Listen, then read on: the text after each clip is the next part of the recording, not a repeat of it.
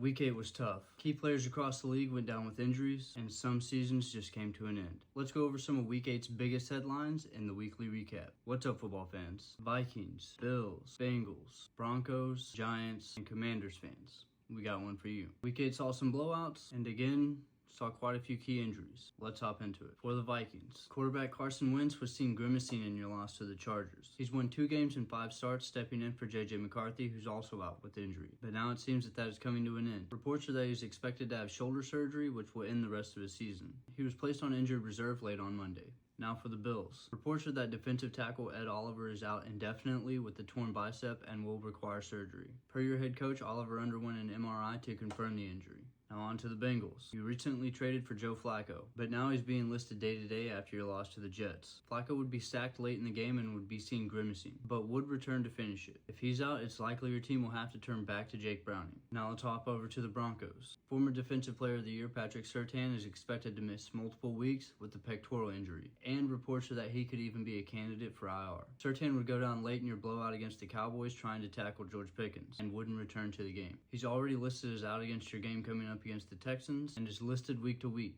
So this is one you might want to keep an eye on, Broncos fans. Next up, we have the Giants. This one was probably one of the most devastating and brutal injuries of the weekend. In the second quarter of your loss to the Eagles, Scatterbo would catch a pass over the middle and Zach Bond would tackle him, but would come up with his ankle facing the opposite direction. It was made official that it was a dislocated ankle and he needed surgery on it, so he stayed in Philadelphia. Reports are that surgery went well, but he will be out for the rest of the season. And for the last person on today's list, we head over to the Commanders. Terry McLaurin made his return to the field after missing the Commanders' last 4 games, and would even score the Commanders' only touchdown of the game in the first half. But in the fourth quarter, it seems that he would re-aggravate his injury and would leave the game. His status for Week 9 is still unclear, so Commanders fans, you might want to keep an eye out for head coach Dan Quinn's press conference today. So NFL fans, what do you think? What were your biggest headlines of the weekend? How do you feel about your team's performance? Drop your thoughts in the comments and let me know down below, and don't forget to like and follow for all of your latest NFL news and updates.